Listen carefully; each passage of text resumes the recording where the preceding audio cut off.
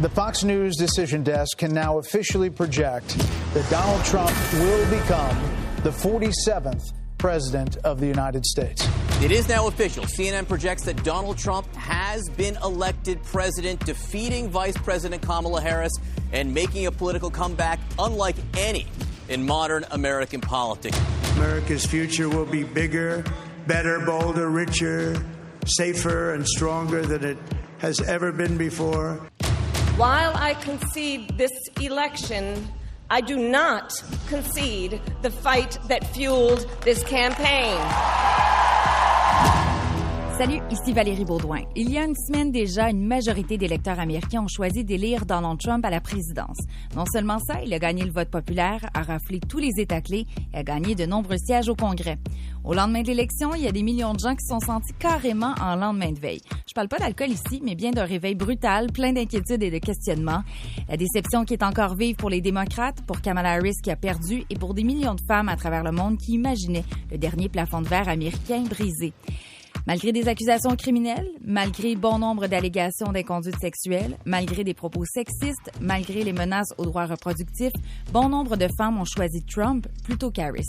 Un phénomène qu'on s'explique mal de ce côté-ci de la frontière. Et pour discuter de ce lendemain de veille, oui, je vais reprendre mon expression que plusieurs ont ressenti ici aussi au Québec, j'ai la chance de discuter avec la mairesse de Montréal, Valérie Plante. Bonjour. Bonjour, bonjour. Merci d'avoir accepté l'invitation. Ça fait très plaisir de me retrouver avec une Valérie. Oui, hein, on va pas se tromper de nom, c'est ce qu'on s'est dit hors d'onde, sinon il y a un problème. Peut-être la fatigue, mais, oui. mais on va se pardonner si c'est le cas.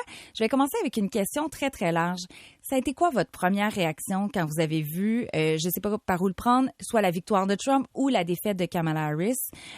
Comment vous vous êtes senti par rapport à cette nouvelle-là? Ben, en fait, moi, quand j'ai vu que assez rapidement quand même, là, on sentait que la tendance s'en allait vers M. Trump, je suis allée me coucher. J'étais juste comme plus capable. Je voulais pas... J'étais pas capable de vivre ça avec tout le monde. Je sais pas comment l'expliquer. Je voulais juste comme me réveiller puis espérer que c'était un mauvais rêve. Oui, c'est bien ça, honnête. En là. disant, le dodo va se faire, oui, puis après ça, on va peut-être avoir un nouveau voilà. regard, un miracle, je ne sais trop. Un miracle! Et puis non, voilà. Alors le lendemain, moi aussi, le lendemain de veille. Oui? Ah ben oui. Fait que l'expression, vous la ressentez, celle-là? Oui, puis autour de moi aussi. Là. Donc, c'est pas facile. Oui, puis on verra tout ce qui s'en vient parce que là, l'épisode est diffusé une semaine après l'élection, mais on sait pas encore là, tous les plans. Ça va être quoi le cabinet de Donald Trump? Il y a plein de points d'interrogation aussi avec l'avenir. Mais je veux parler avant, parce qu'il y a plusieurs enjeux, je sais, qui vous touchent, les droits reproductifs, l'environnement, la démocratie. Mais avant, je veux que vous me parliez de l'importance des modèles pour les jeunes femmes, parce que je disais dans l'introduction, il n'y a pas eu le plafond de verre qui a été brisé. Est-ce que c'est important d'avoir des modèles, des femmes qui sont à la tête de gouvernements, d'entreprises? Et si, j'imagine votre réponse va être oui, mais est-ce que vous en avez eu, vous, avant d'être mairesse de Montréal? Oui, mais c'est arrivé quand même assez tard dans ma vie, des modèles politiques, parce que quand on y pense, la place des femmes en politique est somme toute assez récente, là, ou qu'il y en a plusieurs. Donc moi, on me dit souvent, quand tu étais petite, voulais-tu être mairesse ou politicienne? Je dis, ben voyons donc, en Abitibi, moi j'ai 50 ans, là. Je me disais, bon, oui, mais entre autres, je pensais pas à ça parce que j'en avais pas de modèle. Donc c'est aussi simple que ça. Mais en vieillissant, évidemment, à l'université, tout ça, là, c'est là où je me suis beaucoup politisée. Puis que ce soit des femmes comme je pense à Madame Marois, Madame Harel, tu sais, c'est des femmes qui, pour moi, ont joué un rôle important, qui m'ont montré aussi que à quoi ça ressemblait ce métier-là. Puis en devenant mairesse aussi, je suis devenue plus proche, par exemple, de la maire de Paris, Anne Hidalgo. Je suis dans un réseau de femmes, de maires et mairesses pour l'action climatique, mais entre femmes, on se tient beaucoup, on se parle beaucoup. Et donc, nécessairement, ça montre aussi on a besoin de modèles. C'est ce que j'ai envie de dire. Et moi, quand j'ai plein d'enfants, des petites filles, mais même des garçons qui vont me dire, je vois dans leurs yeux qu'ils sont capables de se projeter en étant peut-être une future première ministre ou mairesse, mais que les garçons vont être capables de voir leur blonde, leur sœur, leur amie comme étant une candidate potentielle incroyable. Oui, puis on va parler tantôt, les gens qui ont voté pour Donald Trump, les femmes aussi, mais il y avait un phénomène intéressant. J'ai rencontré Al Sharpton, qui est un pasteur américain super connu, qui a conseillé Barack Obama. Puis il me parlait du fait que justement, les garçons devaient assumer que oui, il y a une femme qui peut diriger le pays parce qu'il y a encore du sexisme qui est présent.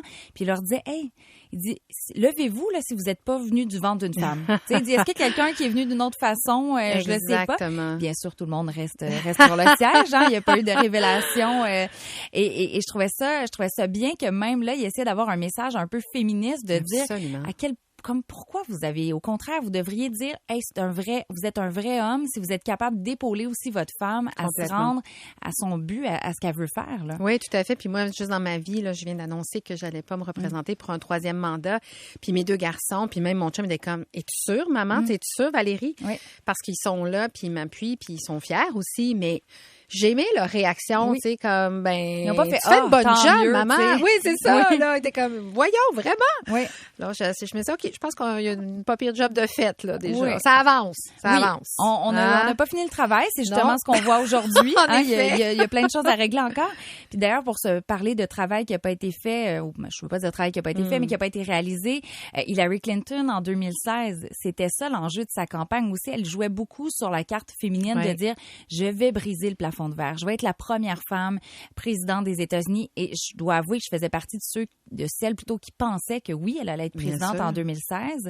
Et on va d'ailleurs entendre Hillary Clinton pendant la campagne. And to all the women, and especially the young women, who put their faith in this campaign and in me, I want you to know that nothing has made me prouder than to be your champion. C'est un beau message. Oui, vraiment. Un beau message de dire, je suis fière d'avoir été votre modèle. Puis on sent dans le ton sa déception de dire, j'ai pas réussi à briser ce plafond de verre-là, mais il y en aura peut-être une après moi. Oui. Qu'est-ce que vous sentez à entendre ça?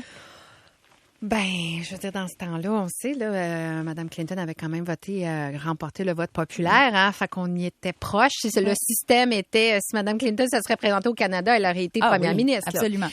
Donc, ça s'est pas produit à cause des grands électeurs, mais, ben voilà, Kamala Harris arrive, puis on se dit, voilà, peut-être que ça y est, non seulement une femme, mais aussi une femme racisée, puis elle aussi avec un grand bagage, mais clairement, ce n'est pas suffisant. On peut toujours, on préfère avoir un chef d'État avec combien de chefs d'accusation et de combien de faillites? 6?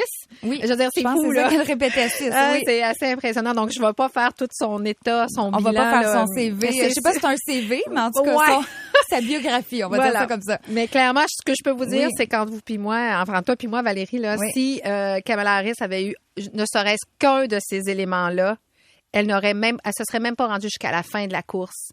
Alors que le double standard, c'est qu'on a un monsieur qui, en fait, s'en targue, en fait presque une médaille et lui, ça aurait jamais passé pour une femme, là. Aucun de ces faits-là, là. Encore moins pour une femme et pour d'autres politiciens aussi. Donald Trump est une espèce de créature politique. Je l'appelle ma bébite, là. Je sais même pas comment le décrire parce qu'on peut imaginer le 100e de tout ce qu'on a eu comme scandale qui touche François Legault, qui vous touche vous, qui touche Justin Trudeau, et c'est terminé. Absolument.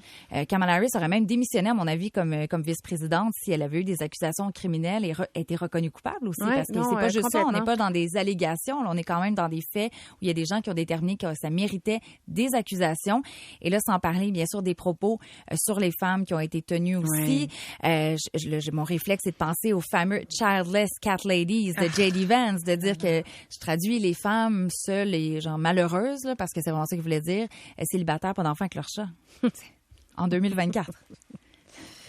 Je pense que c'est ça. Vous êtes oui, parce que je pense que moi, mon lendemain de veille est beaucoup lié à ça. C'est de juste profondément penser qu'un peuple au grand complet a décidé d'élire une personne qui a des propos, qui tient délibérément, avec une équipe qui tient délibérément des propos sexistes, racistes. Tu sais, j'ai mal à l'humain, là. Ça me fait mal en dedans, je comprends pas. Fait que c'est là, moi, mon gros, oui. Et les femmes qui ont voté pour Donald Trump, dans les statistiques, parce qu'aux États-Unis, on a ce qu'on appelle les exit polls. Donc, à la fin, il y a des firmes qui peuvent aller sonder la population et faire une moyenne assez importante avec un bassin important de gens et dire finalement, bon, est-ce que les Latino-Américains ont voté à tant de pourcentage pour Trump et ainsi de suite. Et les femmes blanches sont les responsables, entre guillemets, de l'élection de Donald Trump. J'aime pas ça mettre leur fardeau, dire responsable, mais grâce à elles, il a pu accéder à la présidence. Comment on s'explique? Parce qu'on se disait, et j'en fais partie, est-ce qu'il va y avoir le vote des femmes, là, qui va être un peu le vote surprise? Il y a même une publicité avec Julia Roberts qu'on voyait les femmes qui viennent d'une famille républicaine avec le mari. C'est très typique américain, les chrétien. publicités, Oui. Mais là, la femme qui arrive avec la casquette America, puis là, qu'elle rentre, puis là, finalement, quand elle est dans l'isoloir, là, elle décide de choisir, même si son mari est un pro-Trump. C'est pas ça qui est arrivé. En effet. Ben moi, j'ai pensé à ça. Puis, Valérie, c'est toi l'expert de la politique américaine. On a des réflexions, on a une discussion. On jase parce on est que autour je pense pas que j'ai raison. C'est pas, bref, moi, je m'occupe des tuyaux plus qu'autre chose. Fait que, on n'en parlera pas. Est-ce que ça fait du bien? On parle pas du municipal. Je vous donne un break. Moi, je me suis posé la question si, au final, les femmes ont plus choisi Trump si c'est pas parce que Trump a décidé de faire une campagne essentiellement sur l'économique. Puis je me suis demandé, dans un pays où il n'y a pas de filet social et où les personnes qui en souffrent le plus sont souvent les personnes en bas de l'échelle, dont les femmes. C'est même ici, c'est la même chose. Au bas de l'échelle, c'est majoritairement des femmes. Donc, tu n'as pas de filet social. Donc, la question de l'argent que tu veux nourrir ta famille, tu veux travailler, la base, tu veux, tu sais, le dicton, le ventre creux n'a pas d'oreille, là. Je me suis demandé si c'était pas ça, un peu. En même temps, là, on sait que c'est plus les femmes blanches. Oui. Mais en même temps, là, il faudrait comme découper les tranches démographiques. Les gens moins éduqués, tu sais, tout ça, là, c'est assez complexe. Moi, je me suis fait cette réflexion-là, à savoir, au Canada, nous, on a un filet social, on a plein de mesures pour s'assurer que tu peux quand même manger puis te loger. Enfin, quand même majoritairement. C'est pas un système parfait, mais exactement. Comparé aux États-Unis, on peut quand même être fier de ce qu'on a ici. Donc, Madame Harris, qui misait plus sur la question des femmes, le droit reproductif, l'avortement, alors que Trump était économie, instabilité. Moi, je me suis demandé, est-ce que les femmes ont juste dit, moi, il faut que je nourrisse ma famille? Ben, honnêtement, j'ai la même analyse. Ah oui? J'ai la même, oui. Alors, yes! Ça part bien, on est d'accord. Mais c'est vraiment, et il y avait un conseiller de Clinton qui disait, it's the economy stupid. Il disait, c'est ça l'expression en voulant dire, c'est toujours l'économie. Faut pas penser que ça va être autre chose, à moins qu'on soit dans un conflit, exemple, après le 11 septembre, il y a eu plein d'enjeux. Ou une guerre. Bref. Et même Barack Obama, quand il a été élu, il était très inspirant. C'était le Yes Weekend, c'était le mouvement du renouveau. Mais on était dans une crise économique. Alors, lui aussi était là pour dire, moi, je vais brasser les cartes et il va se passer quelque chose au niveau économique. Alors, je pense que notre analyse à deux est très bonne de l'économie. Puis en plus, si je peux me permettre, moi, on m'a déjà dit que dans le grand livre de la politique, c'est pas un livre écrit, c'est comme des réflexions. Okay. Il y a des enjeux d'hommes et des enjeux des enjeux où la population va préférer voir un homme, elle va plus y croire, puis des enjeux où elle va plus croire une femme. Santé, éducation, culture. Bon, ils vont voir une femme, ils disent je la crois. Guerre, crise économique, ils veulent voir un homme. Là, on est encore dans les c'est les stéréotypes, mais je le crois. Tu sais, là, un homme en charge qui va, à la limite, le père de famille. Tu sais, je dis ça, puis je suis comme, je suis pas contente, là, mais cette idée-là. Non, mais si c'est là encore, il faut quand même le prendre en considération. Voilà, t'as raison. On a du travail à faire pour changer les mentalités.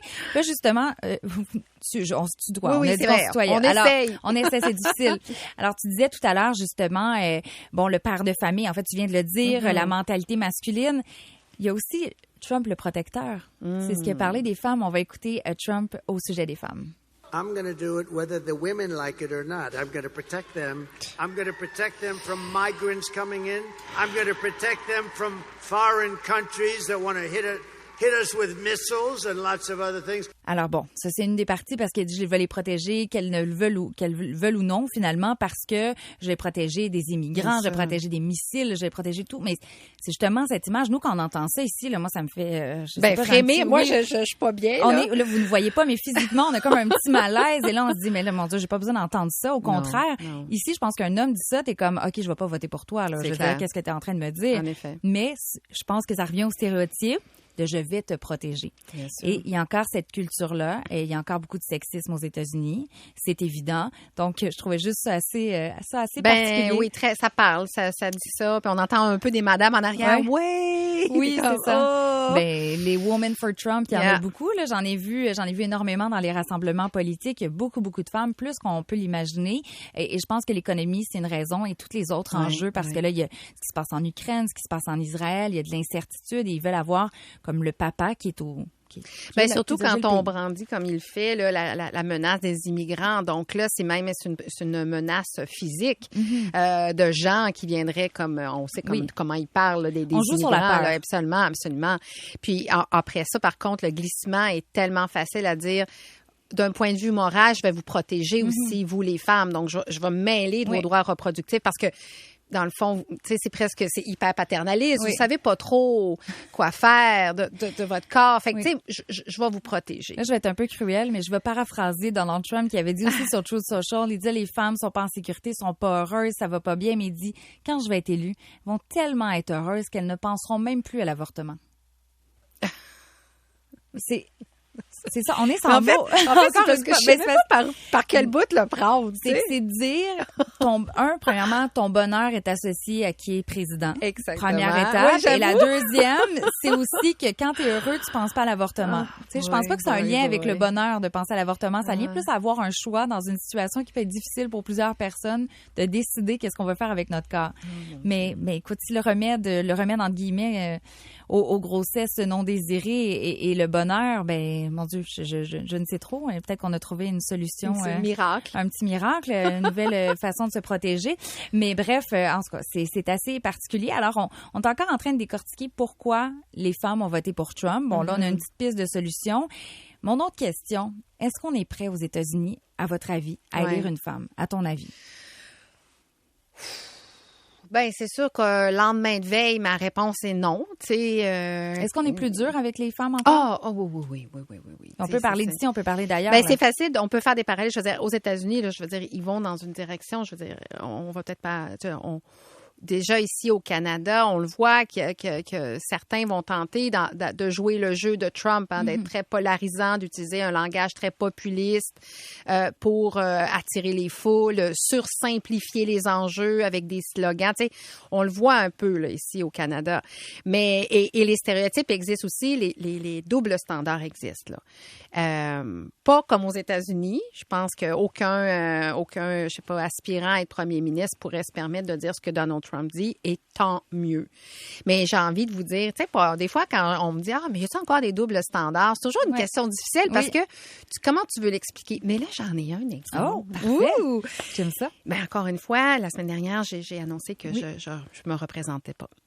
Et là, ce qui m'a fascinée, j'étais prête par contre, mais j'étais fascinée à quel point les médias voulaient me faire dire que j'étais fatiguée, que j'étais épuisée, que c'est dur faire mon travail. Puis après ça, je vais te dire, Valérie, sur le coup, tu dis, les gens, ils s'inquiètent pour moi, c'est correct, je comprends. Oui. Après ça, j'ai réfléchi, je me suis dit, c'est drôle, hein? Il n'y a pas personne qui a demandé à Pierre Fitzgibbon s'il était fatigué d'être un super ministre. Est-ce qu'il trouve ça dur d'être un super ministre? Est-ce que c'est ça qui a joué sur sa motivation? C'est vrai. C'est vrai, on le dit pas. Puis j'ai l'impression que j'ai peur que ça décourage à la limite les femmes de dire. C'est comme si, pas les femmes ou les gens en général de dire, hey, c'est épuisant, donc va pas faire ça. C'est peut-être que tu te rends au burn-out, tu frappes un mur. Je pense que parce qu'il y a des histoires d'épuisement là, que ce soit chez les femmes, chez les hommes de façon générale. Puis je suis pas dans ici tous pour les corps de métier. Oui, aussi. puis je suis pas ici pour banaliser non plus. Comme on a le droit d'être fatigué, peu importe. Oui, exactement. Puis est-ce que c'est vrai qu'il y a beaucoup de violence sur les médias sociaux? Absolument. Mais de là, j'ai eu l'impression parfois que ça réconfortait les médias de dire « Ah, la madame est fatiguée ». Et moi, je refuse cette étiquette-là parce que c'est beaucoup plus complexe que ça. C'est beaucoup plus... Puis encore une fois, le jour où on demandera à un ministre « Est-ce que tu t'en vas parce que tes enfants s'ennuient de toi? » qu'on m'a demandé. Bon, on n'aura peut-être plus de double standard. Ou quand on demandera à quelqu'un en position de pouvoir « Est-ce que tu t'en vas parce que tu es fatigué? » Je vais aller même plus loin. Quand il y a un ministre ou quelqu'un qui démissionne en disant que c'est pour être près de sa famille, on le croit pas. Quand c'est un gars. C'est vrai. C'est vrai qu'on le croit pas. Ben non, on le croit pas parce qu'on dit ça se peut pas, c'est pas parce qu'il veut s'occuper de ses enfants, c'est parce que finalement il y a anguille sous roche, il y a quelque chose à se reprocher. Alors c'est le standard est là aussi pour l'homme parce que pourquoi est-ce que l'homme voudrait quitter pour être avec ses enfants pour vrai? Complètement. Puis je dois dire par exemple que tu sais c'est quand je dis les médias mais je pense la population, puis ça c'est aussi les hommes et les femmes. Hein. La question du double standard, les stéréotypes, les idées qui sont bien incrustées, ils sont parfois inconscientes aussi, je pense sincèrement. Oui, ils sont inconscients, souvent c'est des biens conscients puis c'est des hommes et des femmes aussi. On est éduqués dans la même société, là. Fait que ça, faut pas, tu sais, je tiens à le mentionner. Puis il faut défaire ça, faut le dire. Puis ça n'a rien à voir avec Pierre, là. Pierre, je l'aime beaucoup, là. Mais c'est l'exemple qu'on prend pour c'est juste parce comprendre. que j'ai juste trouvé ça flagrant en 2 semaines, la différence de traitement. Ben, c'est un peu la même différence de traitement aussi Ben, avec Kamala Harris et Donald Trump. Mais et écoute, quand Hillary Clinton, je me souviens en 2016, quand elle avait eu, je pense, une bronchite ou quelque chose. Un petit malaise. Puis Et là, elle est trop fatiguée. elle est trop faible. Oui, oui, c'est vrai. She's not made for the job. Oui. C'était ça. Hey, t'as un rhume puis t'es rendu que tu peux plus faire ta job alors qu'elle est secrétaire d'État. Oui. C'est fou. Et on le sait, là, la pression aux États-Unis, là, c'était concernant le linge. Même Mme Clinton avait décidé de s'habiller en uniforme, là, oui. Pour enlever sa féminité, pour pas se faire critiquer. Et elle se faisait critiquer parce qu'elle était trop masculine. Mais c'est ça. T'sais. Pourquoi pas de jupe? Mais... Pourquoi pas de robe? Ouais. Hein? Mais si elle en mettait, je suis sûre qu'elle aurait dit non. Fait que pour Mme Harris, c'est pas facile. Mais Mme Harris, c'est le fait qu'elle avait pas d'enfant aussi. Exactement. C'est pas normal. Oui. C'est pas normal. T'as pas d'enfant, voyons donc. Fait que mais en même temps, on jase entre nous. On pourrait prendre un verre de vin, ça marcherait. mais en même temps, tu sais. Faut continuer le combat pareil. Puis je tiens à le mentionner, tu sais, moi, je regretterai jamais. Puis je suis tellement fière d'être mairesse parce qu'on parlait des modèles. Oui. Fait que si je peux inspirer des gens. Puis moi, quand je suis rentrée à l'hôtel de ville, j'ai décidé que j'allais sourire puis rire alors qu'on m'en a-tu parlé de ça. C'est vrai. J'ai même pas pensé à ça. C'était comme si rire était incompatible avec intelligence. Tu sais, c'était comme si ça fitait pas, ça se pouvait pas. Ben, on a fait la comparaison dans les médias. Je m'en rappelle ici, on le fait aussi parce que Kamala Harris se faisait critiquer parce qu'elle riait trop fort. Exactement. Laughing Kamala, ça c'était l'insulte, la première insulte, c'est Laughing Kamala. Premièrement, moi, si quelqu'un me dit je suis en train de rire, je comprends pas comment c'est une insulte à la base. Mais ça, je pense que c'est peut-être mon regard à moi parce que je vais être super honnête, ça m'a jamais dérangé ton rire et le rire de personne en général, homme ou femme. Tu sais, il y a des gens qui rient moins bien que d'autres, on peut avoir le commentaire, mais on s'en fout, ça a aucun lien avec la compétence. Tu sais, si moi quelqu'un dans ma famille rit pas bien, ben je peux le taquiner. Absolument. Mais est-ce que ça a un lien avec la compétence et le fait qu'on peut être politicien ou politicienne? Aucun rapport. Laughing Kamala. Et j'aimais ça à la limite que ici on défende parce que les gens disaient, vous vous souvenez, Valérie Plante a eu ce même traitement-là, puis elle s'est déjà fait dire, tu ris, t'es nerveuse. Absolument. J'ai un petit PTSD ici. Oui, tout à fait, on s'en rappelle. Mais c'est le même genre de choses. Kamala Harris, il fallait qu'elle contienne son émotion. Parce que sinon, si tu contiens pas ton émotion, ben t'es trop hystérique. Ben oui, t'es trop émotive. Oui. Voyons, t'es bien trop sensible pour cette job-là. On va se craquer dans ce balado-là. Mais c'est-tu l'autre affaire aussi que j'ai remarqué un parallèle, c'est avec Kamala Harris, c'était quand elle parlait toute seule, elle disait, tu sais, soit elle n'est pas capable de faire la job, mais là, quand elle était avec son vice-président, elle a besoin, c'est quelqu'un qui la dirige, elle a besoin de quelqu'un. Puis moi, je me rappelle dans ma première campagne, c'était ça, c'est ça doit être la marionnette d'un tel. Elle a besoin, on l'entendait, là, puis je trouvais ça hallucinant. Fait qu'avec Kamala, c'était un peu toujours, tu sais, je m'excuse l'anglicisme, là, mais tu sais, damn if you do, damn if you don't, là. Mais c'est un peu ça qui est difficile. Puis à côté de ça, cette inflexibilité, cette rigidité qu'on a envers les femmes. Puis après ça, je le rappelle, tu as un dude qui est accusé, puis qui fait des faillites, puis qui parle des femmes de façon extrêmement péjorative, et voilà. On l'élève. Fait que si on vient à la question de savoir est-ce que les Américains sont prêts à élire une femme, je pense que c'est plus complexe que ça, mais je dois avouer que je commence à penser que non. Pas pour le moment, mais parce qu'il faut se rappeler qu'elle a été vice-présidente, mais parce qu'elle était dans un ticket, donc dans un duo avec Joe Biden, qui a été là aussi choisi parce que c'est juste justement l'homme blanc plus âgé, rassurant. Parce qu'on voulait pas mettre quelqu'un trop jeune ou trop. Tu sais, Barack Obama, c'est pratiquement, je vais pas dire une anomalie, mais tu sais, on se disait les gens seront jamais prêts pour avoir un Afro-Américain à la tête des États-Unis. C'est un homme, voilà. Mais Kamala Harris, elle a la double difficulté, puis j'aime pas ça utiliser cette expression-là, mais c'est une femme racisée. Donc, s'il y a encore du racisme aux États-Unis, la réponse est oui, ça je peux le dire sans hésitation, et du sexisme. Mais là, tu as les deux dans la même personne. Mais c'est important de le nommer parce que faut dire aussi que souvent, ces chapeaux-là se superposent. Là. C'est comme, même ici, moins, parce qu'on est vraiment pas, c'est les conflits raciaux qui datent, qui sont historiques, puis qui s'incrusent dans l'histoire et la politique. Mais même ici, d'être une femme probablement racisée, une femme noire, va être plus difficile de se faire élire. Là. Ouais. Encore une fois, il y a des biais. Donc, après ça veut dire que cette personne-là va devoir travailler plus fort pour convaincre puis bien s'entourer pour garder le moral. Ça, Et on revient au modèle. On revient au modèle. Heureusement qu'on n'attend pas les États-Unis pour avoir des modèles parce qu'on attendrait longtemps. Oui. On peut se tourner vers le reste du monde où il y a eu des femmes présidentes bien avant les États-Unis. Puis on va se le dire, on a eu une première ministre puis elle n'a pas duré longtemps. Elle était comme en attente. Là. Fait que nous non plus, là, on a des croûtes à manger quand on regarde la course à la chefferie du Parti libéral du Québec. C'est triste, là. Bien, puis on avait à l'international Margaret Thatcher il y a des Absolument. années, Angela Merkel quelle femme incroyable. qui est un modèle. Oui. Et là, des femmes aussi plus jeunes qui ont montré une image différente. Je pense Nouvelle-Zélande. en Finlande aussi, là, qui s'est critiquée pour trop faire le Ah, party. oui, là. oui, évidemment. Parce que là, ça aussi, ça, c'est une autre chose. Il ne faudrait pas avoir du plaisir, ou les femmes? Non, voilà. Ben, Catherine Fournier, qui est une de mes amies puis qui est une mairesse. Donc, ta collègue aussi dans les municipalités, elle faisait toujours un peu le parallèle de dire, je suis fière, moi, de montrer que j'ai une vie. Je suis pas juste mairesse.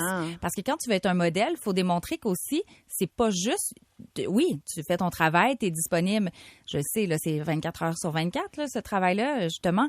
Mais tu as aussi une vie sociale, tu as une vie privée. Tu as une vie sociale. Mais sinon, tu fais pas bien ton travail. C'est ça. Puis moi, je pense que ça fait partie aussi de ce que les femmes, on amène beaucoup. Puis c'est aussi de défaire le vieux moule de la politique par et pour les hommes qui, pendant longtemps, étaient des hommes avec déjà une carrière, avec, tu sais, traditionnellement, une femme peut-être qui prenait plus de place à la maison. Donc, ça arrivait à 7 heures le matin, ça repartait à 11 heures le soir. Je veux dire, puis qu'il n'y avait pas de vie. Puis que être workaholic, c'était comme la valeur la plus valorisée. Tu peux faire ta job tout en ayant une vie sociale puis avoir une vie amoureuse puis une famille, là. Ouais. Ça demande beaucoup de compromis, beaucoup de travail d'équipe. Mais on peut pas... il faut briser ça si on veut avoir des jeunes femmes, tu sais, il faut. Oui, puis bon, là, je vais parler pour personnellement, je suis pas en politique du tout, mais tu sais, je fais un travail qui est exigeant. Je travaille beaucoup d'heures. J'ai un garçon de 10 ans. J'ai mes responsabilités. Puis j'ai fait cet été une émission ici pendant une demi-heure où on parlait juste des workaholics. Tu sais, le fait que je m'assume que moi, je travaille beaucoup, j'aime mon travail, mais que oui, il y a des difficultés. Puis des fois, j'ai de la peine de pas voir mon fils. Puis c'est normal, ça fait partie de la vie. Puis absolument. Il y a des agricultrices qui nous écrivaient, qui disaient, moi aussi, je vis ça dans d'autres réalités. Exactement. Et il y a une personne qui avait écrit, puis Cabraille, c'est comme ça qu'il avait dit ça. C'est elle qui a choisi de faire ça puis de travailler de même, ben, tu devrais faire un autre job. T'sais, de se faire dire ça, c'est complètement ridicule. On dit-tu à un homme, s'il dit justement la même chose, hey, qui pleure? Absolument. T'as juste arrêté de travailler ta job de président de compagnie ou justement ton travail qui est pas du 9 à 5, que tu peux aller chercher ton fils, ta fille à la garderie à l'heure qui est prévue.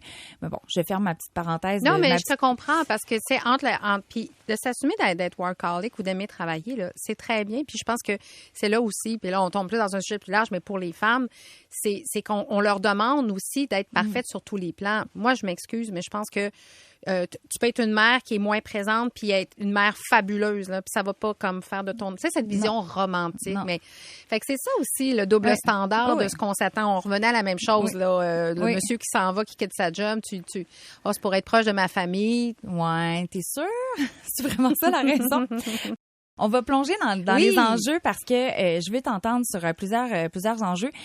En début d'entrevue, tu parlais de l'environnement, des changements climatiques, le fait que vous étiez une gang de femmes justement qui se tenaient et tout ça. L'environnement. Là, je ne vais même pas dans les enjeux féminins, on va parler des droits reproductifs, mais je vais commencer par ça parce qu'on en a presque pas parlé, premièrement, dans la campagne présidentielle. C'était complètement effacé. Hein, c'était pas important du tout. D'avoir Donald Trump qui est à la présidence des États-Unis pendant 4 ans. Là, il n'y a pas le droit à un autre mandat, mais au moins 4 ans, et peut-être ce sera un républicain après, je ne sais pas. Est-ce que au niveau climatique, ça t'inquiète? La réponse est oui, parce que le Canada et les États-Unis, on est voisins. Déjà qu'on sait que les changements climatiques n'ont pas de frontières, mais nécessairement, plus on est collé, plus ça a un impact un sur l'autre. Mais en même temps, j'ai envie de te dire qu'au moins là-dessus, les villes... S'il y a un sujet sur lequel on a quand même une capacité d'action, c'est bien les changements climatiques, d'adapter nos territoires. Après ça, c'est sûr que quand on a de l'aide fédérale avec des montants ou du provincial, ça aide. Mais au moins, je trouve qu'il y a des choses qui sont bien ancrées. Ce qui me fait de la peine, en fait, c'est que ça va avancer, mais un peu comme... Il y aura pas d'amélioration. Il n'y aura pas de grands changements. C'est ça. Puis on n'est pas une période de l'histoire où on peut dire, bof, on attendra un petit 4 ans, on attendra un petit 10 ans, on attendra un petit 20 ans. On n'est plus là. Les changements, il faut les faire maintenant. Donc, je pense pas qu'il va pouvoir sabrer peut-être comme il voudrait, mais en même temps, on connaît ses positions pour Drill, baby, drill. Drill, baby, drill. Tu sais, alors nécessairement, fait que moi, je pense que ça me fait peur, surtout que on n'ira pas aussi loin et aussi vite qu'on devrait le faire. Mais aussi, je dois avouer que même ici au Canada, on a des croûtes à manger. Là. Oui. Mais je trouve ça intéressant, l'élément, bon, on dit qu'on parlait pas du municipal, mais oui, du fait qu'il faut pas oublier qu'il y a différents paliers, puis il y a des gens qui ont du pouvoir, puis même les États, ils ont plus de pouvoir que les provinces qu'on a ici. C'est vrai. La Californie, tout ce qu'ils font pour l'environnement, c'est complètement différent de ce qu'on pourrait voir. Là, je sais que c'est pas la même chose, là, mais genre en Arkansas ou le Texas pour faire peut-être une meilleure comparaison. Complètement. Mais dans des villes comme au Texas, je sais pas, Dallas, Austin, c'est des villes démocrates, et là, on va quand même prendre certaines mesures pour l'environnement. C'est juste que on n'a pas un petit mur, justement, une petite bulle au-dessus des villes qui fait la pollution va pas rentrer ici. Non, en effet. On peut pas avoir non plus une petite pellicule à la frontière. Nous, ce sera pas un mur. Ça va être une petite pellicule pour empêcher le... Non, complètement. Puis on se partage la même, ma blague, on partage la même plaque tectonique, grosso modo, là. Fait que je veux dire... les mêmes rivières. C'est ça. Donc, nécessairement, ça a un impact direct. Puis quand on sait aussi le nombre d'événements climatiques vraiment extrêmes qui se passent aux États-Unis. Encore une fois, tu sais, si sa politique, c'est juste de laisser aller, bien, il va y avoir de plus en plus de gens qui vont se retrouver un peu comme des réfugiés climatiques, là. Tu sais, ça va être extrêmement difficile. Donc, j'ai bien hâte de voir comment ça marche avec le plus meilleur pays du monde, riche. Et puis là, l'immigration, mais s'il y a des réfugiés américains qu'il faut qu'un jour y aille au Canada, ça risque d'arriver. Oui. En Californie, entre autres, au Texas. La Floride, les berges, l'érosion.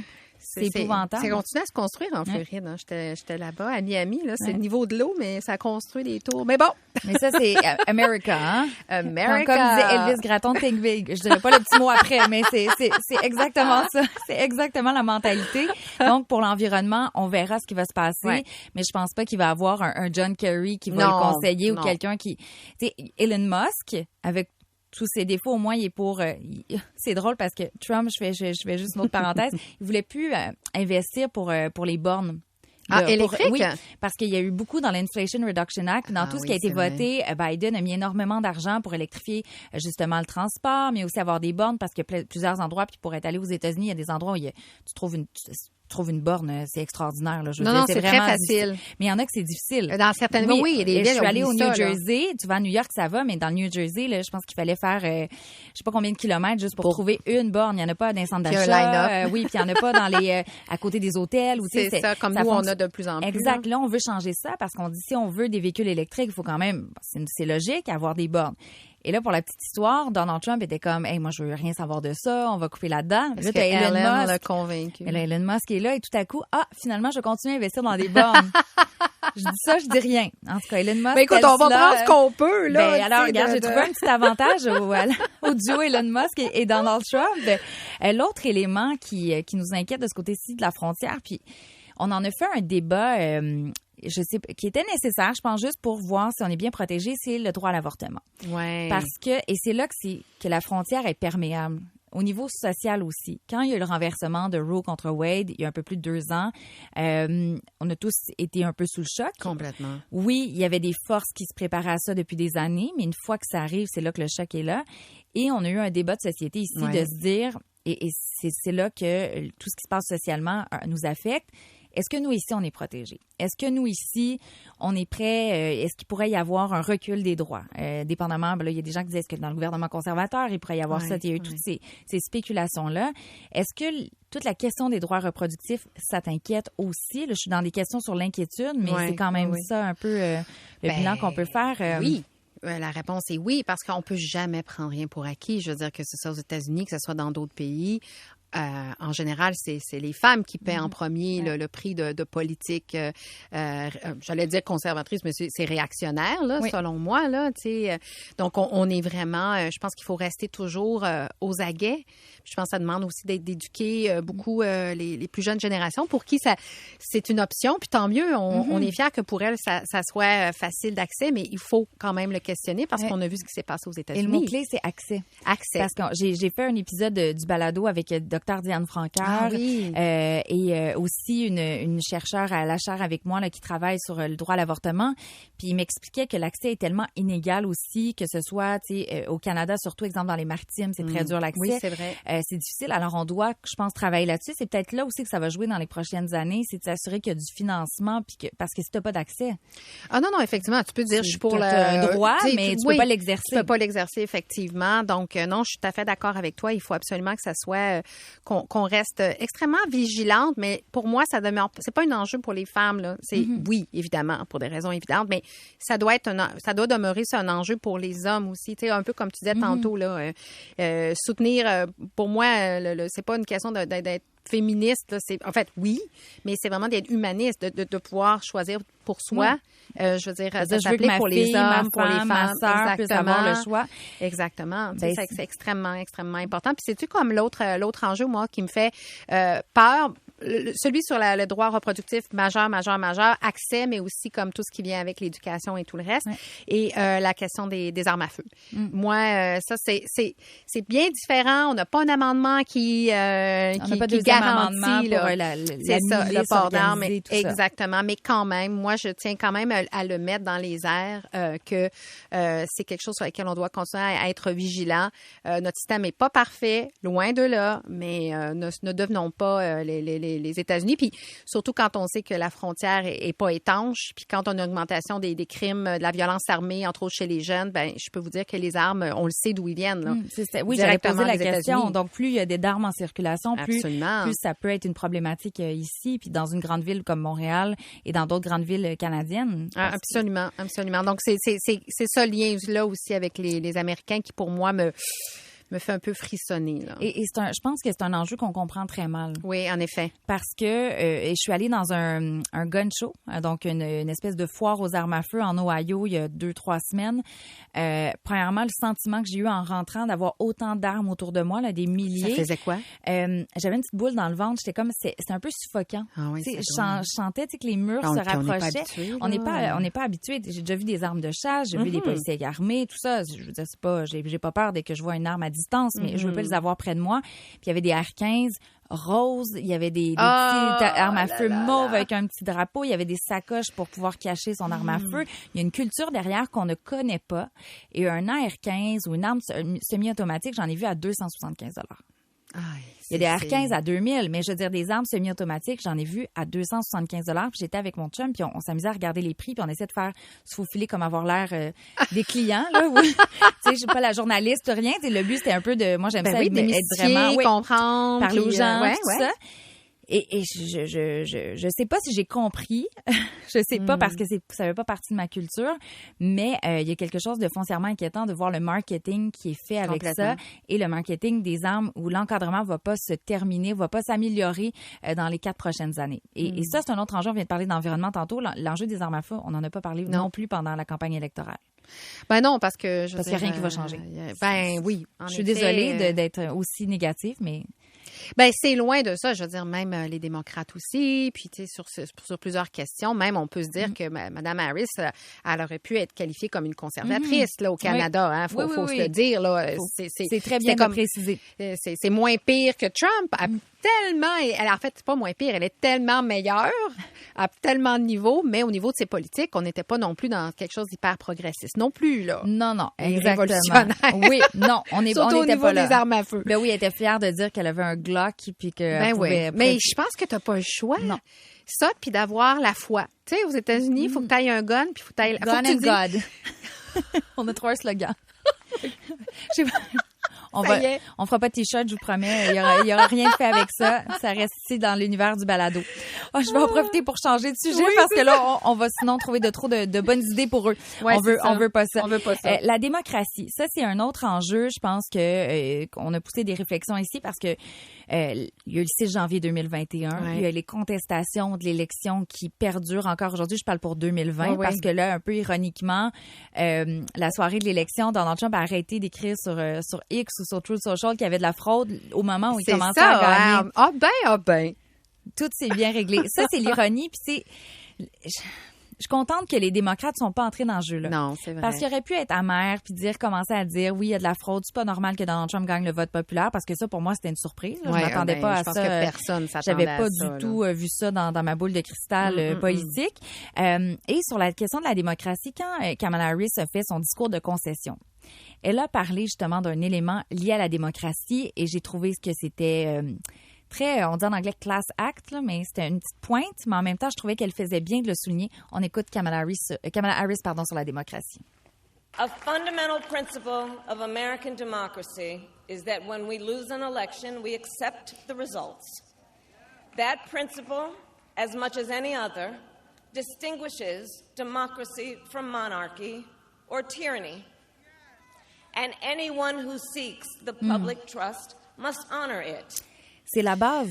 Je vais traduire. On dit finalement, c'est un principe fondamental, justement, la démocratie. Lorsque tu perds, tu dois concéder puis accepter les résultats de l'élection et que finalement, c'est ça la différence entre une démocratie et une tyrannie, une autocratie, tout ça.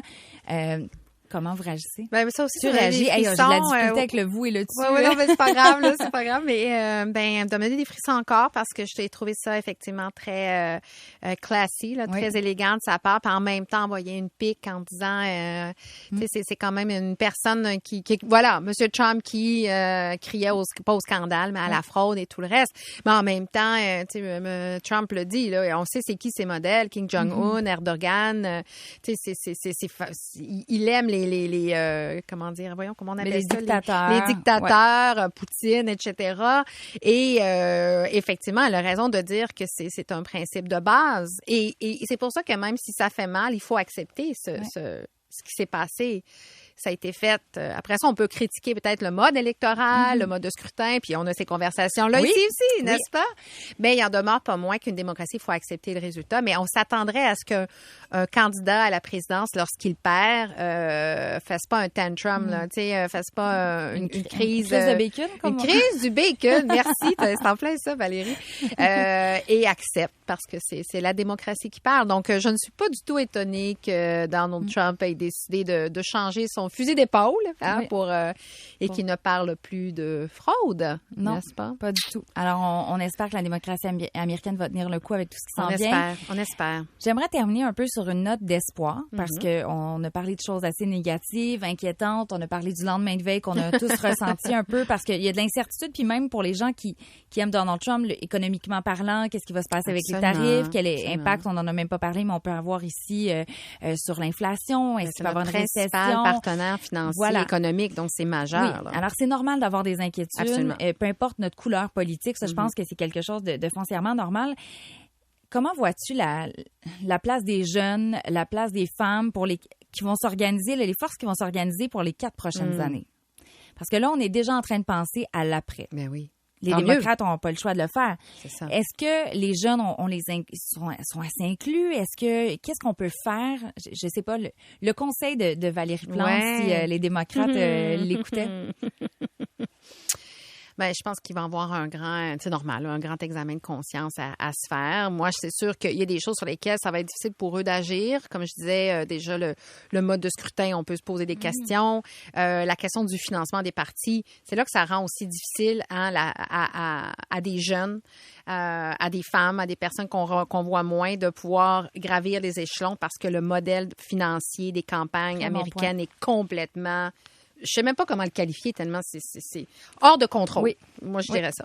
Bon, ceci étant dit, moi, je suis une personne extrêmement optimiste, puis on l'a vu à quel point, tomber, c'est une chose, mais après ça, d'un échec, faut se relever, et c'est pour ça que les jeunes sont si importants.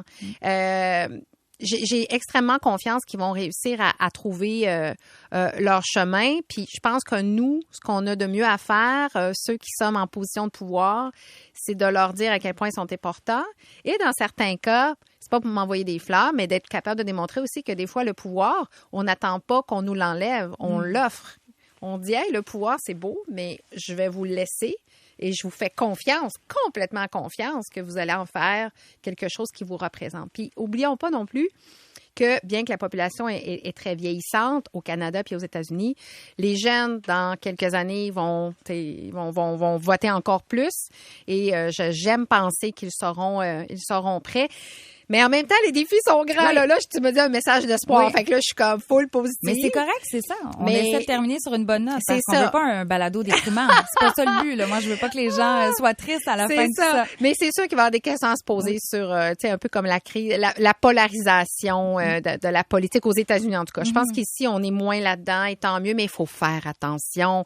J'ai envie de dire aux jeunes, s'il vous plaît, puis encore, même aux plus vieux, là, continuez à vous informer, puis ne tombons pas dans j'appelle ça comme ça, la sursimplification des enjeux. Il faut pas tomber là-dedans. On est intelligent, on est des électeurs, on a un grand pouvoir entre nos mains. Mais pour ça, il faut développer notre esprit critique, questionner, se poser des questions. Qu'est-ce qu'on veut laisser aussi? Qu'est-ce que nos jeunes vont vouloir laisser à leurs jeunes? Pendant ce temps-là, tu prends toujours les meilleures décisions, je pense. C'est beau, ça. Qu'est-ce que je peux te souhaiter pour la suite des choses? Ben moi, je vais avoir une belle année. Oui. Fait que moi, je suis déjà très enthousiaste. Mais admettons, après la belle année. Hey, je le sais pas. Mais je vais Là, dormir je te dirai pas pas mal. J'allais dire, je te dirai pas du repos parce qu'on vient de dire qu'il faut pas Mais- dire qu'on est fatigué, mais... Mais ça sera pas pareil, ça va être du Oui. repos pour rattraper OK, c'est celui bon. que j'avais pas. Mais non, définitivement, tu sais, je me souhaite... Parce que pour moi, la politique, je l'ai toujours dit, c'est un véhicule pour changer le monde. Mais il y en a plein d'autres. Puis il y a plein de monde qui change le monde qu'on n'entend pas parler. Puis moi, j'ai envie de continuer à travailler avec ces gens-là, puis mobiliser. Puis honnêtement, les forces progressistes à Montréal, elles sont fortes. Montréal, c'est la ville la plus progressiste au pays. Le Québec l'est aussi. Puis j'espère qu'on va être capable de se faire entendre, continuer à brasser la cabane, canadienne, puis montrer l'exemple aux États-Unis. À part de ça. J'ai l'impression que ce sera pas la fin de Valérie Plante, même s'il va y avoir du repos. Là. J'ai l'impression que tu seras peut-être pas capable de te tenir trop loin d'enjeux À Christiane suivre, Arcand. à suivre. Merci énormément Merci, pour ta Valérie. générosité, une belle discussion. Piste à réflexion aussi. On peut traduire l'épisode puis envoyer ça à nos Ouais, amis, c'est à ça. nos voisins d'en bas. Merci Valérie beaucoup. Plante. C'est ce qui conclut la 2e saison de Miss America. Merci à tous les invités. Merci aux fidèles auditeurs. Vous êtes d'ailleurs plusieurs à me dire que je vous ai fait aimer la politique américaine et c'est sincèrement le plus beau compliment qu'on peut me faire. Finalement, merci à toute l'équipe. Nadia, productrice au contenu, Florence à la recherche, Martin et Mario à la réalisation. Et moi, je vous dis à très bientôt.